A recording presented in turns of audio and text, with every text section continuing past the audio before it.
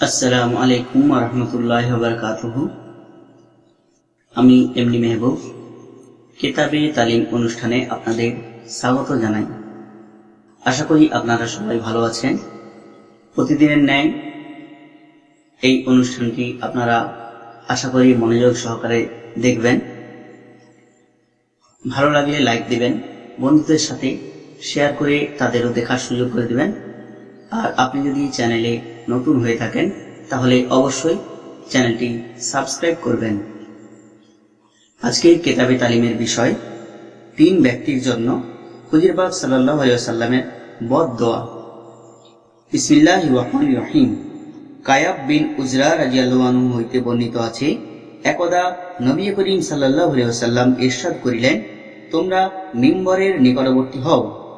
আমরা হাজির হইলাম। অতঃপর হুজুর পাক সাল্লাল্লাহু আলাইহি ওয়াসাল্লাম যখন মিম্বারের প্রথম সিঁড়িতে পা মুবারক রাখিলেন, বলিলেন আমিন, অর্থাৎ আল্লাহ তুমি কবুল করো। আবার যখন দ্বিতীয় সিঁড়িতে উঠিলেন, বলিলেন আমিন। পুনরায় তৃতীয় সিঁড়িতে উঠিয়া বলিলেন আমিন। খুতবা শেষে হুজুর পাক সাল্লাল্লাহু আলাইহি ওয়াসাল্লাম যখন মিম্বার হইতে অবতরণ করেন, আমরা জিজ্ঞাসা করিলাম, হুজুর, অদ্য মিম্বরে উঠিবার সময় যাহা কিছু শুনিলাম, ইতিপূর্বে তাহা কখনো শুনি নাই। হুজুর সাল্লাল্লাহু আলাইহি ওয়াসাল্লাম ইরশাদ করিলেন, এইমাত্র হযরত জিবরাইল আলাইহিস সালাম আসিয়া বলিলেন, ধ্বংস হোক ওই ব্যক্তি যে রমজান পাইল অথচ তাহার গুনাহ মাফ হইল না। আমি বলিলাম আমিন, অর্থাৎ তাহাই হোক।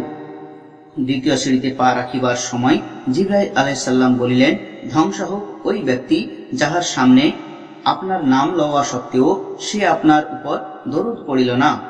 আমি বলিলাম আমিন।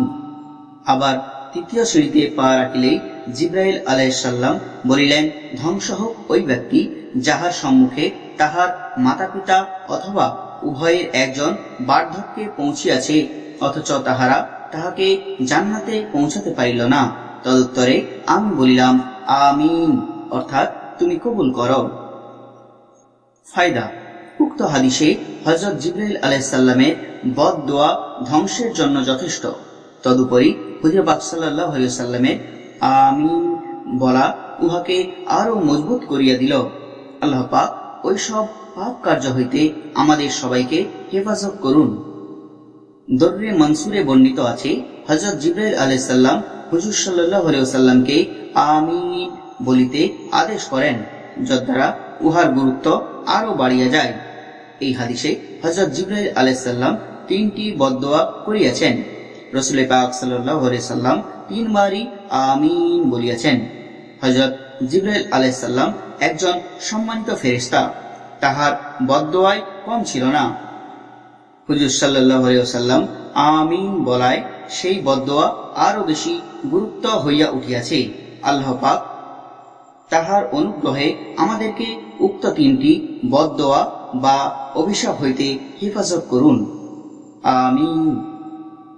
অন্যথা ধ্বংস তো অবধারিত।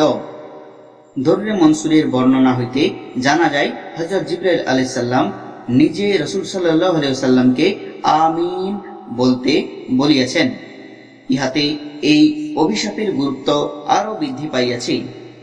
রমজান মাস অতিবাহিত হওয়ার পরও যাহার পাপ ক্ষমা না হয়, অর্থাৎ রমজানের কল্যাণময় সময়ও পাপ ও উদাসীনতার মধ্যে কাটিয়া যায়। রমজান মাসে আল্লাহর রহমত ও করুণা ধারা বৃষ্টির মতো বর্ষিত হয়, যাহার উপর রমজান মাস অর্থাৎ এমন রহমত সম্পূর্ণ রমজান মাস কাটিয়া যাওয়ার পরও সে রহমত ও করুণা হইতে বঞ্চিত হয়, তাহার মাগফিরাতের জন্য আর কি রকম সময় থাকিবে? তাহার ধ্বংস কে আর ঠেকাইতে পারিবে? রমজানের কাজ হইতেছে রোজা ও তারাবিহ। এই 2টি আমল বা কাজ গুরুত্বের সহিত মনোযোগের সহিত আদায় করিতে হইবে। সব সময় বেশি বেশি করিয়া পাপ হইতে তওবা এবং ইস্তেগফার করিতে হইবে। দ্বিতীয়ত, যাহার জন্য বদদোয়া করা হইয়াছে সে ব্যক্তি হইয়াছে দরুদে অবহেলাকারী ব্যক্তি, যাহার সামনে রাসূল সাল্লাল্লাহু আলাইহি ওয়াসাল্লামের নাম উচ্চারণ করার পরও সে দরুদ পাঠ করে না। এ বিষয়ে অন্যান্য হাদিসে উল্লেখ রহিয়াছে। রাসূল পাক সাল্লাল্লাহু আলাইহি সাল্লামের নাম শোনার সাথে সাথে তাহার প্রতি দরুদ পাঠ করা ওয়াজিব।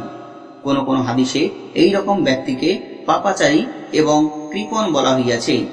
এমনকি জান্নাতের পথ ভুলিয়া যাওয়া ব্যক্তি হইতেছে দোজখে প্রবেশ হওয়া ব্যক্তি এবং নিকৃষ্ট ব্যক্তিও বলা হইয়াছে। এমন কথাও রইয়াছে যে এইরূপ ব্যক্তি রাসূল সাল্লাল্লাহু আলাইহি ওয়াসাল্লামের চেহারা দেখিবে না।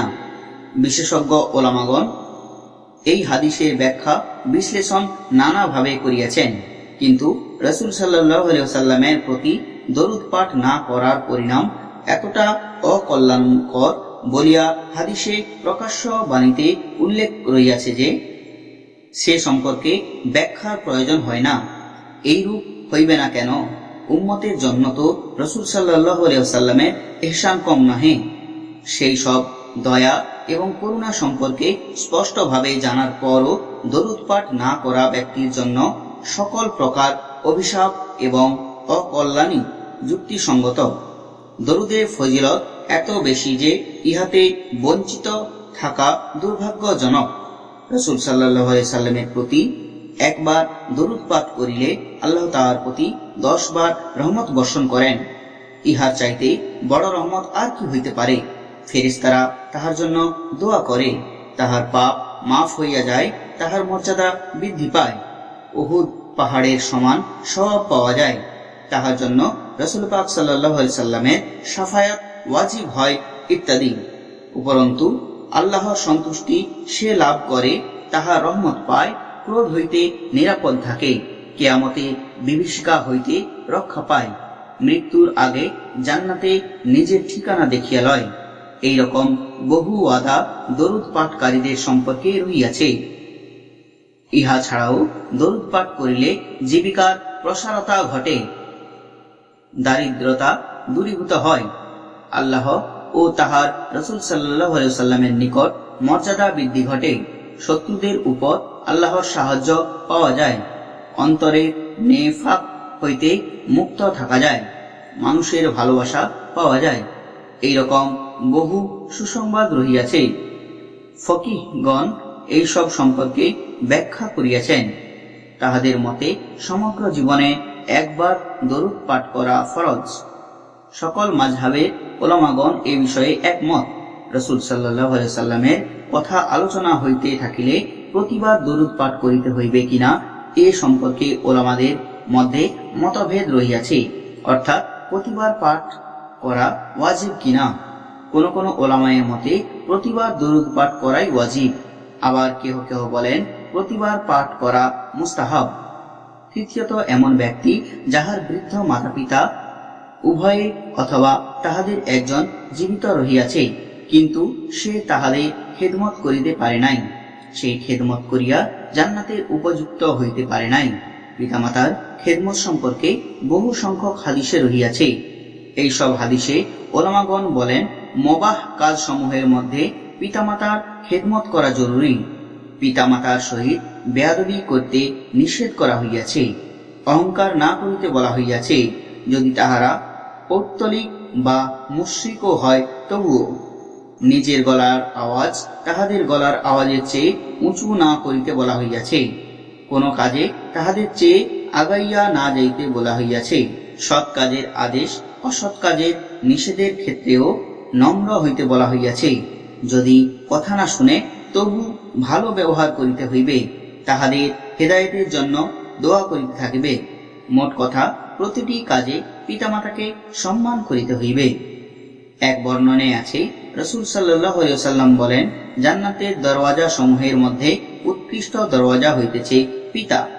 তুমি ইচ্ছা করিলে তাহা হেফাজত করিতে পারো অথবা ধ্বংস করিতে পারো। একজন সাহাবী রাসূল সাল্লাল্লাহু আলাইহি ওয়াসাল্লামকে জিজ্ঞাসা করিলেন যে পিতামাতার হক কি? তিনি বললেন, তাহারা তোমার জান্নাত বা দুজক, অর্থাৎ তাহাদের সন্তুষ্টি জান্নাত পাওয়ার নিশ্চয়তা আর তাহাদের অসন্তুষ্টি জাহান্নামে যাওয়ার নিশ্চয়তা।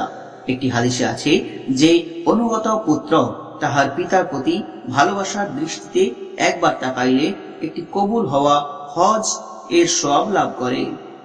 একটি হাদিসে আছে যে শিরক ব্যতীত অন্য সকল পাপ আল্লাহ যতটা সম্ভব ক্ষমা করিয়া দিবেন, কিন্তু পিতামাতার নাফরমানির শাস্তি দুনিয়াতেই ভোগ করিতে হইবে।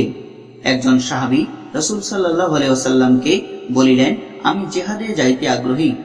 তিনি বলিলেন, তোমার মা কি জীবিত আছেন? সেই ব্যক্তি বলিল, হ্যাঁ। তিনি বলিলেন, তাহার খেদমত করিতে থাকো, তাহার পায়ের নিচে তোমার জান্নাত রহিয়াছে। একটি হাদিসে আছে যে আল্লাহর সন্তুষ্টি পিতার সন্তুষ্টির মধ্যে নিহিত। এই বিষয়ে আরো বহু সংখ্যক হাদিস রহিয়াছে, যাহারা উদাসীনতার কারণে পিতা মাতার খেদমতে ত্রুটি করিতেছে, সেই ত্রুটি দূর করার কথাও হাদিসে রহিয়াছে। পিতামাতা মারা যাওয়ার পূর্বে সেই ত্রুটি দূর করিতে হইবে। পিতামাতার মৃত্যুর পর তাহাদের মাগফিরাতের জন্য সবসময় দোয়া করিতে হইবে। নিয়মিত এইরূপ দোয়া করিলে অনুগত সন্তান হিসেবে গণ্য হইবে। অন্য এক হাদিসে আছে, পিতার মৃত্যুর পর পিতার বন্ধুদের সহিত ভালো ব্যবহার করিতে হইবে। আল্লাহ তাআলা আমাদের পড়া এবং শোনার থেকে বেশি বেশি করে আমল করার তৌফিক দান করুন। আমিন।